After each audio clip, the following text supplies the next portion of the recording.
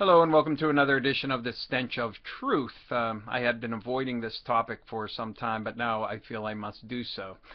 And I have to warn you because I'm very passionate about this issue. This is going to be profanity filled. So if you have a problem with that, turn the fucking video off right now.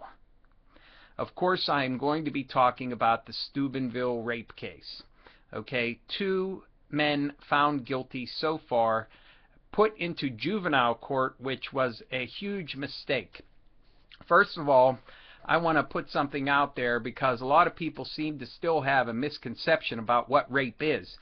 Rape is not about sex. It is about power and humiliation. And in this particular case, what you have was not just the drunken fumblings of a couple of people who maybe in the back seat of a car they went a little bit too far, which still, by the way, is motherfucking rape.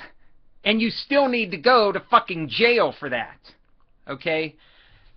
This is not what this was about. This is people dragging an unconscious young woman to various parties to violate her, not only through acts of sex, but also through humiliating tactics of taking her picture and talking and tweeting and Facebooking and all this other fucking bullshit in an effort to crush this young woman's spirit.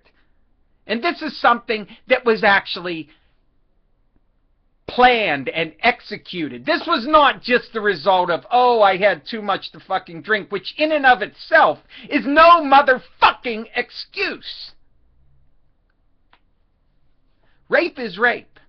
And what you have in this case is you have various media outlets who are trying to portray the 2 guys that were found guilty so far in this ongoing investigation as, oh, they're poor victims because their futures have been ruined by this one-time thing, like it's no big deal. It's no big deal. And you have a couple media outlets who actually published this young lady's name. And apparently totally unapologetic about it. And acting as though somehow this is this young woman's fault. That because she got drunk and because she lapsed into unconsciousness and couldn't say no to these people doing all of the humiliating, degrading rape to her that they did, that somehow that alleviates them of their responsibilities. And I'm not talking about something that might happen quite often and probably does. And that is where both parties have too much to drink and a woman feels pressured into engaging in sexual activity even though she doesn't want to, or she doesn't clearly articulate herself, or she might have previously given the indication that maybe she wanted to have sex with whoever she was with. And later on during the course of the day, she changes her mind and doesn't make that completely clear. All of those are indications and absolutely 100% rape. Period. Unless you have the consent of the other party, it's rape. It's rape. It's rape. It's rape. And rape is about power and humiliation, and that's what this whole entire thing is stemming from. This was a concerted effort to use and abuse this young woman and to try and make it something smaller than what it is. Makes me fucking sick to my stomach. And I cannot believe that you have a media in this country that is going to try and downplay the activities of these people who systematically used, abused, and raped this young woman and humiliated her. And trying to make it seem like a trivial thing? And to have these 2 guys tried in juvenile court? And they're only going to be in a juvenile detention facility for 1 year and 2 years? Give me a fucking break. This is another thing that's wrong with this fucking country whenever you don't even have the actual rule of law being applied in any kind of sense. I don't care who the actual perpetrators are. I don't care who they are. I don't care how promising their fucking future. They engaged in criminal activity and they need to be punished. And the kind of punishment that was dealt in this case was woefully inadequate. And I don't care how much you have to drink, how much it impairs your ability to make decisions. When you engage in the type of activity that took place here in this Steubenville case, this clearly goes beyond just a momentary lapse of reason. These people should be punished much more aggressively. They should have been punished in the adult court system, and they should be going to jail for many, many fucking years. And this young woman should be treated as the victim that she is. And just because she exercised a lapse in judgment by drinking as much as she did to lapse into unconsciousness does not mean that all of a sudden she is a fucking toy to be used by anybody who happens to be there. And shame on her fucking friends who after the fact try to defend themselves for doing fucking nothing. This is just the most heart-wrenching bullshit I have ever fucking seen.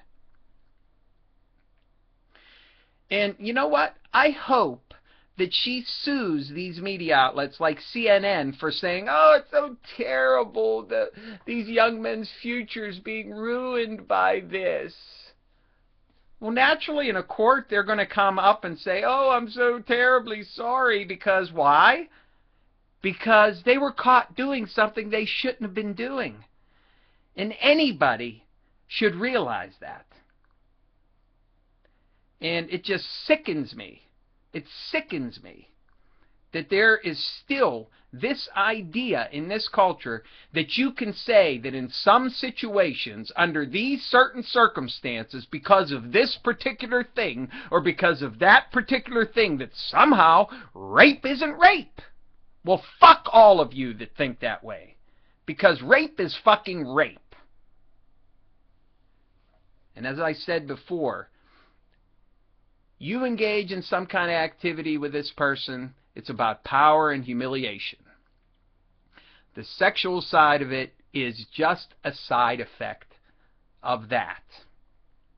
And just because you didn't have intercourse or all of these other things that are sexual in nature in this case doesn't mean that you're not guilty of rape.